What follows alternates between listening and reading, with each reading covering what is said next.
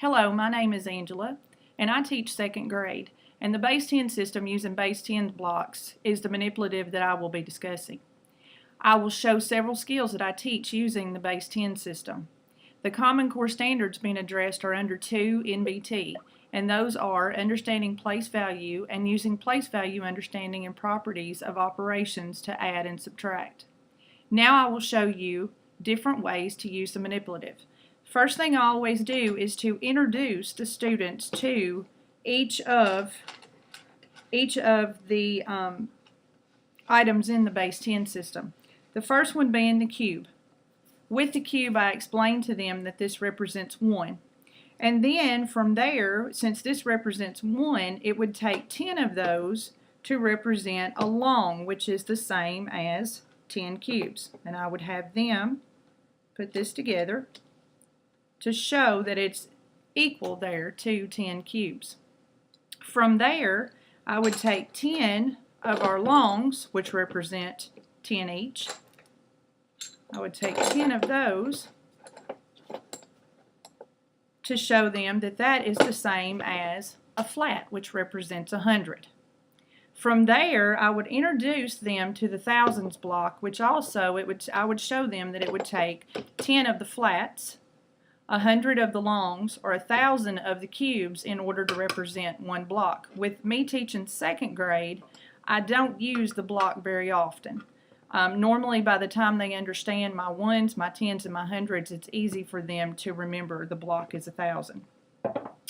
From there, once they get the concept of using the cubes as ones and the tens as longs and the flats being 100, from there I go into teaching them how to trade, and knowing that if they have 10 cubes, then they can trade that in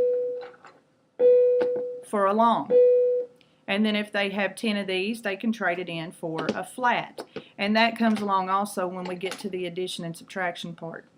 One of the things I do from there is that I make sure that students can show me a number that I've given them. For instance, if I told them to show me what 9 would look like, I have a place value mat for each of the students that looks like this, and it's labeled across the top. And what they would do is, if I gave them the number 9, for instance, they would show me 9 by putting up 9 cubes. Need one more. So there's 9 cubes there. Then if I said I wanted a number such as 39, then they would show me 3 longs to represent the 30 and 9 cubes to represent the 9. And then if I said I wanted 239, then they would be putting 2 flats up there to represent the 200. From there, I'll also show them expanded form, which works out very well because they have the manipulatives in front of them. And they have a dry erase board that looks like this. And on that dry erase board, I would ask them, now, how many hundreds do you have? And of course, they would say 2. So on their board, they would put the number 2. Then I would say, how many longs do you have? And they would say 3. And so they would write it on their board. And then I would say, how many ones do you have? And they would count them, or cubes, and they would count them, and it would be 9. From there, we would go into expanded form because I would tell them at this point that 2 flats would equal 200. And so they would have 200, and I would add a plus sign there, and then I would say, if you have 3 longs, how much does that represent? What is the value? And they would tell me 30, and another plus sign, and then what's the value of the 9 cubes? And they would just simply say 9. And if you put those numbers together, 200 plus 30 plus 9, you wind up with the 239 that they started out with at the beginning. That's another way. And these 2 things that I've just shown you, being able to introduce and know the difference between cubes, longs, and flats, being able to trade them, and also being able to list them under the place value and do some expanded form with those, are things that you could easily incorporate into kindergarten through 3rd, 4th, 5th grade, especially depending on the level of your students. Another way that I use the base 10 system is I can show 0 as a placeholder during this time. And because most students get mixed up when you try to give them a number such as 207. When you tell them to show you 207, most of the time they get the flats complete, but then they don't realize that there's not a tens digit there.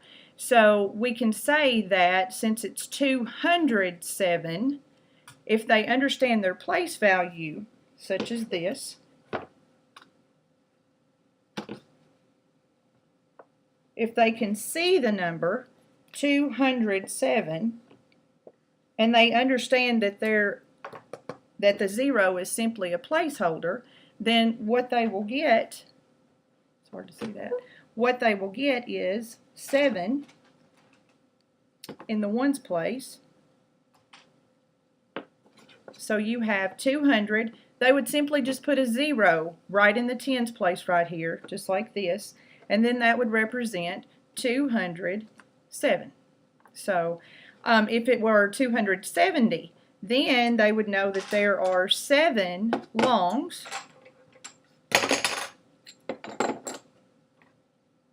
and then they would simply just put a 0. They would move the 0 to the ones place, and it would become 207, just like that.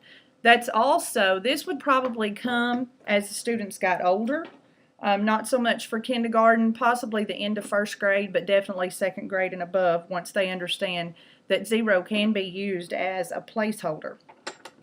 One of the other things that I do with the base 10 system is I add, and I do it with or without regrouping.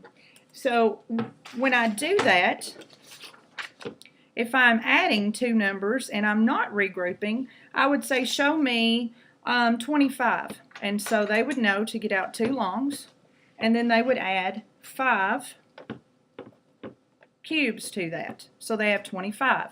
And then I ask them to add, let's say, 12 to that. So they would have 1 long, and they would have 2 cubes to go with that.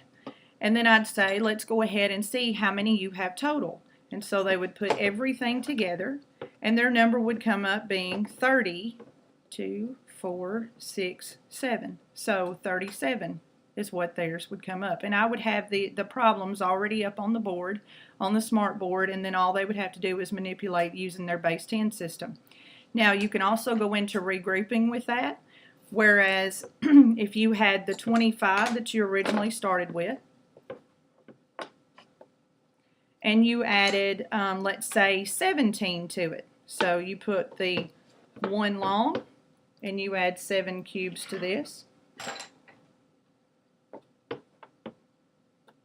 And they would, since they already have the background of trading, they would know that they would have to trade 10 of these cubes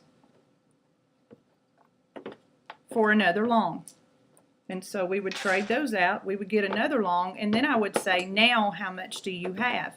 And here, if you added those up, 10, 20, 30, 40, 41, 42. So they would understand regrouping this way. You can also subtract using the base 10 system. With subtraction, we would do the same thing. We might start out with the number, let's say 18. 2, 4, 6, 8. There's 18. And let's say we wanted to take 5 away. Well, 5 is in the ones place, so they would just take 2, 4, 5 away, and then they would simply count what they have left. 10, 11, 12, 13. So 18 minus 5 would be 13. You can also regroup just like you did with addition, except subtraction is quite a bit harder for second graders. So let's say that we had 13 and we wanted to take 8 of those away. Well, you only have 3 here, so you would have to trade along for 10 cubes. 2, 4, 5, 6, 7, 8, 9, 10. So you have 10. Now you still have 13, and you're able to take 8 away. So 3, 4, 5, 6, 7, 8. And that leaves you a total of 5. So those are just some of the ways that I use the base 10 system in my classroom. Again, I teach second grade. All of these can be incorporated, especially second and up. And then when the students are getting older, you can also use the base 10 system to do things such as multiplication, division, fractions, and decimals. And then before using the base 10 for following skills, students need to have a complete mastery of their addition and subtraction before they start to regroup. They need to do that. So I hope that what you've seen will be useful in your classroom for letting your students work with the base 10 system. Thank you.